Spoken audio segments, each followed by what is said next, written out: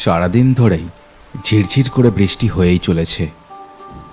ঘোলা নদীর ওপর বৃষ্টির জল একভাবে নানান রকম নকশা কেটে চলেছে। আকাশের রঙও কালচে হয়ে আছে ঘন মেঘের সমারোহে। একটা যাত্রীবাহী লঞ্চ ইঞ্জিনের শব্দ তুলে চলেছে নদীর বুক চিরে। বিকেলবেলা লঞ্চটা ছেড়েছে বেনের হাট থেকে, যাবে সেই মিলনপুরের ইলুবাবুর ঘাটে। এই লঞ্চে শহর থেকে ফেরা নানান পেশার মানুষ যাত্রা করে। হাটুরে থেকে শুরু করে স্কুলের শিক্ষক শিক্ষিকা এবং শহরে ব্যবসা করতে যাওয়া কিছু ব্যবসাদার সবাই এই লঞ্চেই সপ্তাহের এই শেষ দিনে মিলনপুরে ফিরে আসে। ওহ, কি বর্ষাটাই না নেমেছে! কি মনে হয় বটাদা, আজ রাতে অক্ষত অবস্থায় মিলনপুরে পৌঁছতে পারবো তো? বাজে বকিসনি, একই থেকে থেকে যা ধুলুনি দিচ্ছে, ও একেবারে তুফান ছেড়েছে যেন। এই অসময় তোর এই অলক্ষণে কথাগুলো না বললেই চলছে না, তাই না? আরে মজা করছি, চোটে কেন যাচ্ছ? আরে মরলে তো সবাই একসাথে এই লঞ্চে ভূতের কীর্তন করা শুরু করবো। রাতুলের এই অসময়ে মজা করার স্বভাবটাই একেবারে পছন্দ নয় বটার, তাও সে কিছুই বলে না। ওদের উল্টো দিকে একজন মাঝবয়সী মহিলা এবং আরেকজন মাঝবয়সী লোক বসে ওদের কথা শুনছিল। ওরা ছাড়াও আর একটা বেঞ্চের শেষ শুক্রবারের হাটের মাছ ব্যবসায়ী হরি জেলেও বসে বসে বিড়ি টানছিল। ও হরিদা, তা ব্যবসাপত্র এখন কেমন চলছে? অনেক দিন তোমার সাথে দেখা সাক্ষাৎ নেই, সব ভালো তো? হ্যাঁ, এই চলে যাচ্ছে রে। তা অনেক দিন পর যাচ্ছিস মনে হচ্ছে মিলনপুর। হ্যাঁ গো, মহাজনটা না মোটে ছুটি দিতে চায় না। কদিন পর যে আবার একটু শান্তিতে দুটো দিন কাটাবো। রাতুলের কথাটা শেষ হতেই হঠাৎ লঞ্চটা একটু তুলে ওঠে। এই লঞ্চটা আকারে খুবই ছোট। এমন বেশ কিছু ছোট ছোট ফেরি নৌকাই বেনের হাট থেকে মিলনপুর যাবার একমাত্র উপায়। এই লঞ্চটার চালক আর মালিক হলো শক্তিপদ। এই বর্ষায় এই মানুষগুলোর জীবন এখন তারই হাতে। বাপরে, উফ! ও শক্তিদা, একটু মাথা ঠান্ডা রেখে নিয়ে চলো, আমরা কেউ অকালে মরতে চাই না। তা যা বলেছেন ম্যাডাম। ও শক্তিপদ, একটু ধরে চালা বাবা।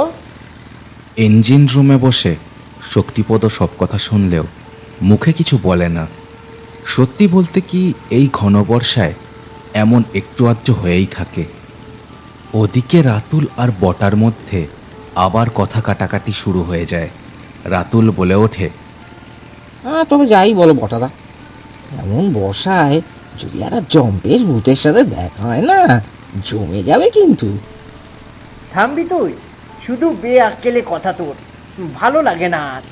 এমনি করবি তো আর কোনো দিন আমি শুক্রবারে তোর সাথে লঞ্চে করে বাড়ি ফিরবো না। হ্যাঁ ভাই, এমন দুর্যোগের মধ্যে তোমার এমন মরা আর ভূত এইসব নিয়ে কথা আমাদের শুনতে একদম ভালো লাগছে না। থামো তো দেখি একটু। রাতুল সবার কথায় যেন আরো বেশি উৎসাহ পায়। দাঁত বের করে সে বলে, কি আপনারা সব বাচ্চাদের মতন ভয় পাচ্ছেন বলুন তো? এমন বর্ষার দিনে আহা, যদি মরে ভূত হতাম না, তবে সেও কত যে ভালো হতো।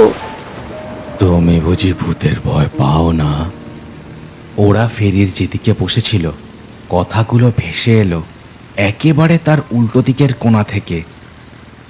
সবাই চমকে চেয়ে দেখল একটা ময়লা জামা কাপড় পরা লোক জুলজুলে চোখে ওদের দিকে তাকিয়ে আছে। লোকটার একটা পা নেই। রাতুল বটার কানের কাছে মুখ এনে বলল, ও বটাদা, এ লোকটা কখন বোটে উঠলো? আমরা ওটার পর দিয়েই তো দেখছি বেটা ওই আধারে কেমন ঘাপটি মেরে বসে আছে। আগেই হয়তো এসে বসেছিল, দাঁড়া দেখি কি বলছে, শুনতে দে। লোকটা এবার একটা কুটকুটে হাসি হাসলো সবার মুখের দিকে তাকিয়ে।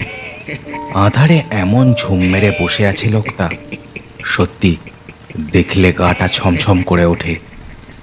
কি ভাই, পাও না বুঝি ভূতের ভয়? না দাদা, আমি তো আর 5 বছরের শিশু নই যে ভূতের ভয় পাবো। যত সব। বাহ, ভালো। তোমাদের মতো সাহসী মানুষেরই তো সমাজে দরকার। সবাই চুপ করলো। লঞ্চটা ইঞ্জিনের শব্দ তুলে এগিয়ে চলেছে একই গতিতে। বর্ষায় দূরের নদীর বুকের ওপর হালকা একটা ধোঁয়ার আস্তরণের সৃষ্টি হয়েছে। রাতুল এবার পকেট থেকে তার ফোনটা বের করলো। তারপর লঞ্চের বাইরের দিকে তাক করে বৃষ্টির ছবি তুলতে লাগলো একটার পর একটা। ফস করে ফোনের ফ্ল্যাশটা জ্বলে উঠতেই এবার একটা কাণ্ড হলো। কোনায় বসে থাকা লোকটা হাতে নিজের চোখ আড়াল করে একটা চিৎকার করে উঠল। কি হচ্ছে? এই বাঁদর ছেলে, এমনি আমি আলো সহ্য করতে পারি না। একজন খোঁড়া মানুষের প্রতি তোমার কি কোনো সহানুভূতি নেই? রাতুল, ফোনটা রাখ, কি যে করিস না। আরে কি মুশকিল, অত চটে যাচ্ছেন কেন দাদা? আজকালকার ছেলে একটা দুটো ওই কি বলে সেলফি সে তো তুলবেই। হ্যাঁ, দেখো দেখি, বিনা কারণে। দাদা, আপনার এই অবস্থা হলো কি করে?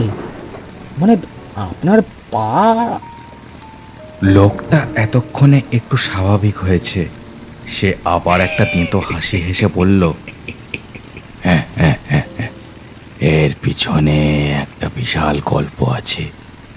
আমি বলতে পারি, তবে যদি আপনারা ভয় না পান। যাকে শুনুন, যদিও এটা এই খোলা নদীর ওপর ঘটে যাওয়া একটা সত্যি ঘটনা। আমি যখনকার কথা বলছি তখন এই বেনের হাটপুর আর মানিক এইসব জায়গার নামই কলকাতার মানুষ জানতো না। এইসব এলাকা ছিল একেবারে গণ্ডগ্রাম।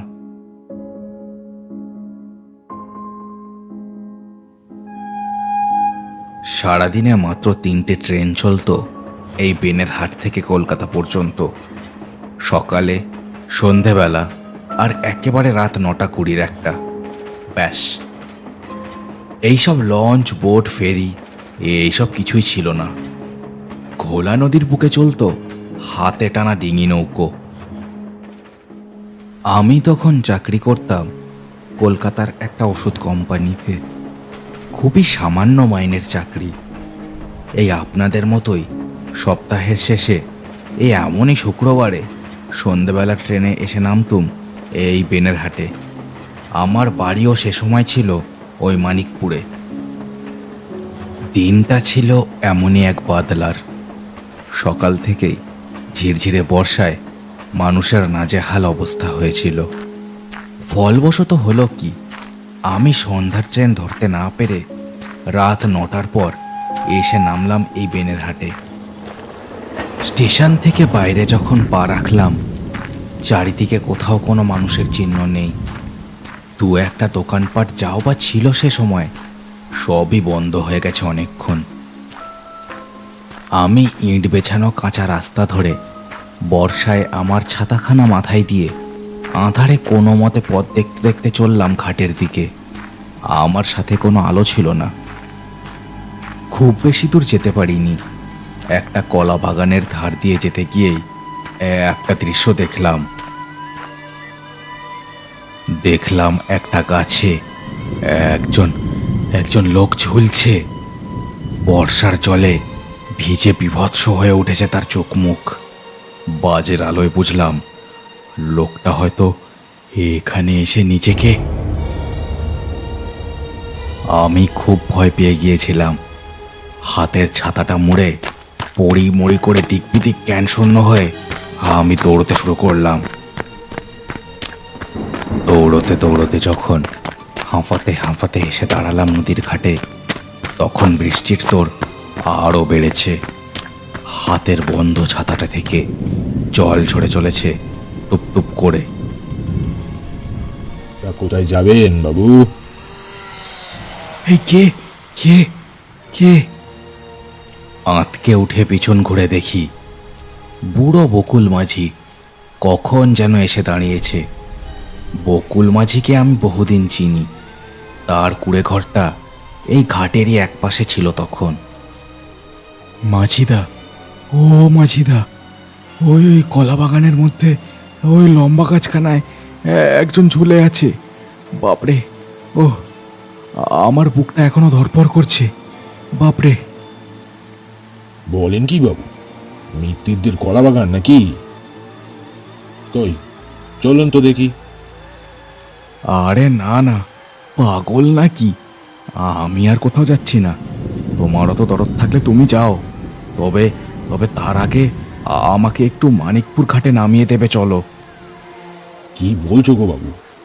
একটা লোক অমন ভাবে ঝুলে থাকবে আর তুমি পালিয়ে যাওয়ার কথা বলছো? কে জানে কে সে, না জানি কোন দুকুটুকু মনের মধ্যে নিয়ে মরলো। আরে বলছি তো, আমাকে মানিকপুর ঘাটে নামিয়ে দিয়ে তুমি এসে চা করার করো। এমনিও এই বর্ষার মুখে তো আর এখানে দেহ সৎকারের জন্য লোক পাবে না। আর তার উপর ওটা কিন্তু পুলিশ কেস হবে, বুঝেছো? আমার মুখে পুলিশের কথা শুনে কাজ হলো। বকুল মাঝি ভয় পেয়ে রাজি হলো আমার কথায়। মিনিট পাঁচেকের মধ্যেই বকুল মাঝির নৌকোতে আমি চড়ে বসলাম। বকুল মাঝিও লগি ঠেলে নৌকোটা ভাসিয়ে দিল ঘোলা নদীর বুকের ওপর। তখনও বৃষ্টি হয়েই চলেছে একভাবে। নৌকোটা একটু সামান্য দূরে যেতেই একটা আজব দৃশ্য দেখলাম আমি। নদীর ঘাটের ওপর বর্ষার জলের মধ্যে কয়েকটা লোক দাঁড়িয়ে আছে। আঁধারে মনে হলো তাদের চোখগুলো যেন জল করছে। মাঝিদা, ওই ঘাটে ঘাটে কারা দাঁড়িয়ে না? ওই যে দেখো। বকুল মাঝিও আমার কথায় সেদিকে তাকিয়ে দেখল। তার চোখ মুখ যেন ভয়ে সাদা হয়ে গেল সে দৃশ্য দেখে। বাবু, আমার মনে হয় না ওটা কোনো মানুষ। তাকাবেন না ওর দিকে, একদম তাকাবেন না। এ কথা বলেই গায়ের জোরে নৌকোর লগি ঠেলতে লাগলো বকুল মাঝি। আমি ভয়ে কাঠ হয়ে বসেছিলাম নৌকোর ওপর। সাধারণ একটা ডিঙি নৌকো এটা, কোনো ছাউনি নেই। মাঝির লগির ঠেলায় সেটা তখন ভেসে চলেছে টালমাটাল করতে করতে। আমি মাথার ওপর ছাতাটা খুলে বসলাম খানিক পরে। ভিজে প্রায় কাকের মতোই হয়ে গিয়েছিলাম ততক্ষণে, তবুও যতটুকু বাঁচোয়া করা যায়। বকুল মাঝি দাঁড় টানতে টানতে বারবার নদীর পাড়ের দিকে তাকাচ্ছিল, যেন কোনো কিছু একটা সে খুঁজে চলেছে একভাবে। ও মাঝি, কি হলো? এখনো এত ভয় পাচ্ছ কেন?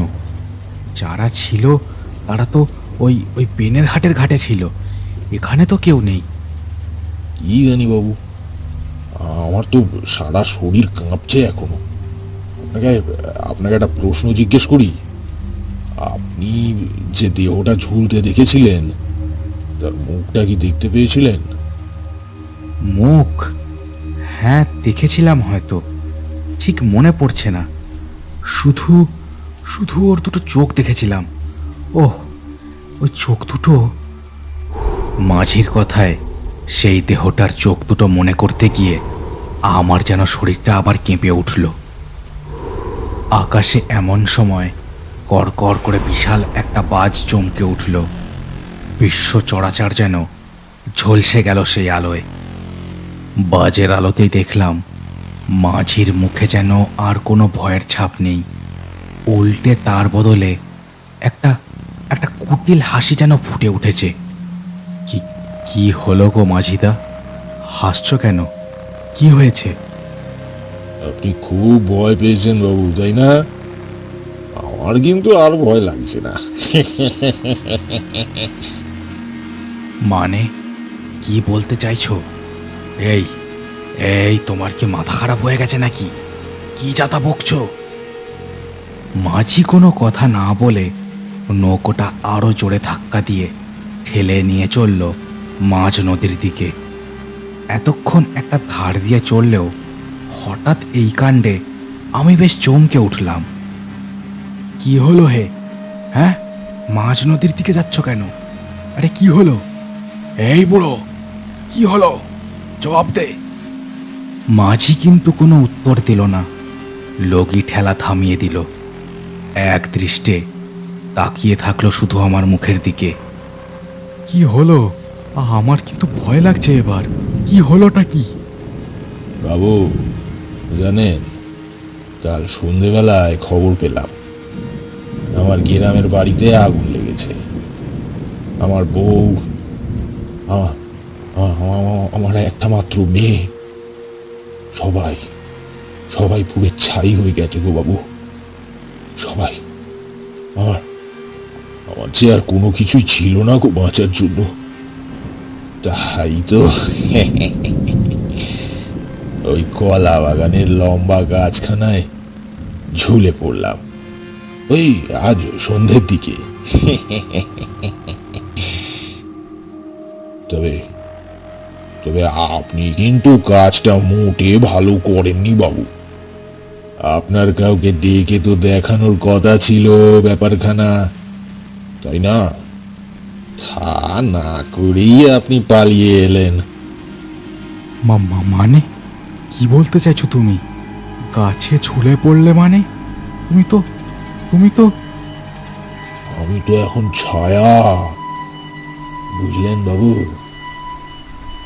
আমি অনেক কাজ পারি যা মানুষই কিন্তু পারে না। তবে বাবু, আপনি কাজটা মোটে ভালো করেননি। এর শাস্তি কিন্তু আপনাকে পেতেই হবে। কি বলতে চাইছো তুমি? আমি যে কিছুই বুঝতে পারছি না। আমার মুখের কথা শেষ হলো না, হঠাৎই একটা বাজ এসে পড়ল নৌকোর উপর। প্রবল আলো আর উত্তাপে ভরে গেল চারিদিক। তারপর আমার আর কিছুই মনে নেই। যখন চোখ খুললাম, দেখলাম জলের মধ্যে নৌকোর ভাঙা ভাঙা অংশ ভাসছে। একটা প্রবল অট্টহাসির শব্দ বাতাসে ভেসে বেড়াচ্ছে। আর সেই ভাঙা নৌকোর অংশের মধ্যে ভাসছে আমার একটা কাটা পা।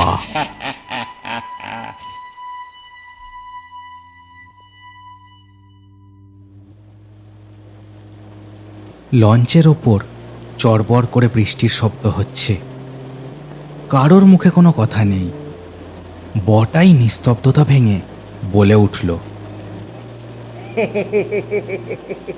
কি একখানা গল্পই না দিলে। বাজ পড়ে তুমি মারা গেলে আর তোমার পাটা উড়ে গেল।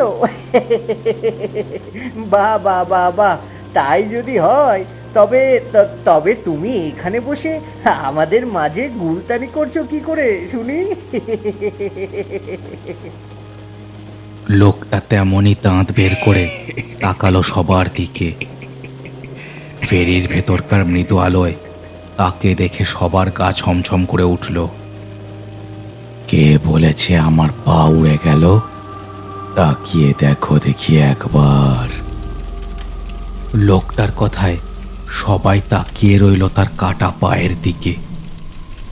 ওদেরকে চমকে দিয়ে হাড় মাংসের বিভৎস শব্দ করে বেরিয়ে এলো একটা কাটা পা। বহুকালের জলে পচা একটা পা। ও মাগো, ওটা কি গো? ওটা কি? ও বাবা! সবাই ভয়ে যেন পাথর হয়ে গেল এই দৃশ্য দেখে।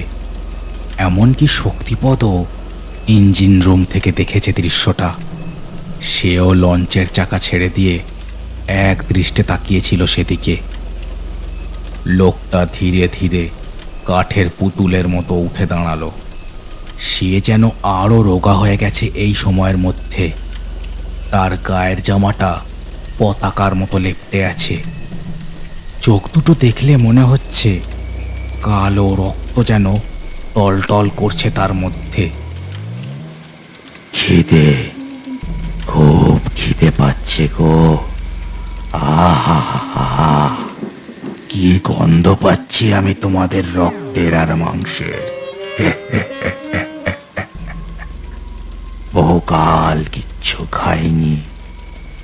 কি হে ছোকরা, এবারে ভয় লাগছে তো? কথাটা বলেই লোকটা কাঠের মূর্তির মতোই এগিয়ে এলো রাতুলের দিকে। রাতুল ভয়ে ভয়ে চোখ বুজে ফেলল। তার মুখের ঠিক কাছে ঠান্ডা ভ্যাপসা একটা নিঃশ্বাসের গন্ধে গাটা যেন গুলিয়ে উঠল তার। হঠাৎই সবাইকে চমকে দিয়ে হরি জেলে উঠে দাঁড়ালো আর তার হাতের বিড়িটা ছুঁড়ে দিল লোকটার দিকে। বিড়িটা লোকটার গায়ে গিয়ে পড়তেই সে পশুর মতো একটা চিৎকার করে ছিটকে গিয়ে পড়ল ফেরির এক কোণে। লঞ্চে উঠেই এজন্য একটা মোটকা গন্ধ পাচ্ছিলাম। আমাদের মধ্যে যে কেউ একজন এই মনুষ্য জগতের নয়, তখনই বুঝেছি ব্যাটা প্রেতের বাচ্চা, আমি থাকতে তোর কোনো জাড়ি জুড়ি এখানে খাটবে না। এ কথা বলেই হরি জেলে লঞ্চের মধ্যে পড়ে থাকা এক টুকরো ভাঙা কাঠ তুলে নিল। তারপর হাতের লাইটার দিয়ে কাঠটা জেলে আবার ছুঁড়ে দিল লোকটার দিকে। জ্বলন্ত কাঠটা লোকটার গায়ের ওপর পড়তেই লোকটা দু হাতে চোখ দুটো আড়াল করে পশুর মতো শব্দ করে উঠল, আমি চলে যাচ্ছি, আমি চলে যাচ্ছি, আগুনটা নেভা, আমি চলে যাচ্ছি। সবাই বিস্ফারিত চোখে দেখল প্রেত মূর্তিটা ধীরে ধীরে বাতাসে মিলিয়ে গেল। পচা গন্ধটাও তার সাথে সাথেই যেন মিলিয়ে গেল বাতাসে।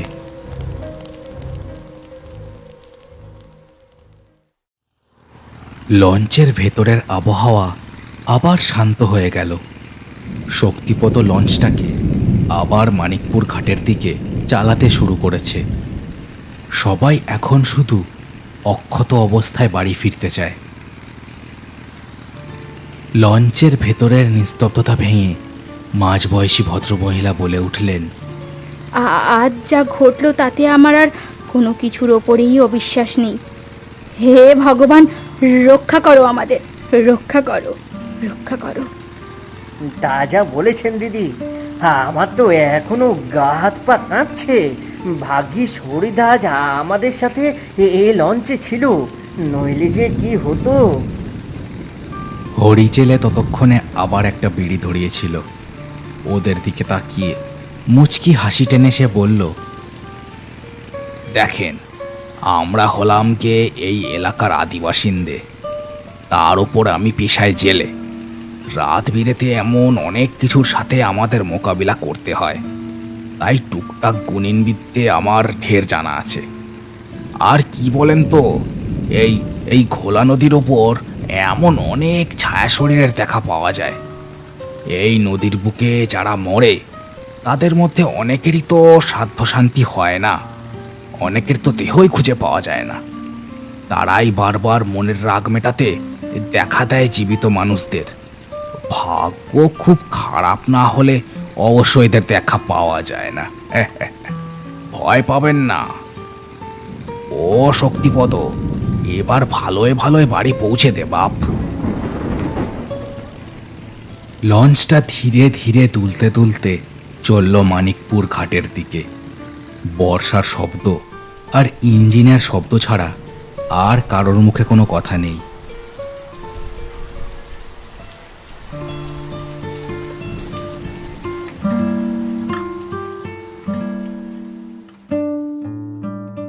শেষ হলো কার্টুনস অ্যানিমেশনসের আজকের গল্প। আজকের গল্পটা কেমন লাগলো সেটা আমাকে কমেন্ট করে জানাতে ভুলো না। চ্যানেলটাকে সবাই সাবস্ক্রাইব করে দিও আর গল্পটাকে শেয়ার করে দিও তোমার বন্ধুদের সাথে। দেখা হচ্ছে আর পরের ভিডিওতে। সবাই খুব ভালো থেকো।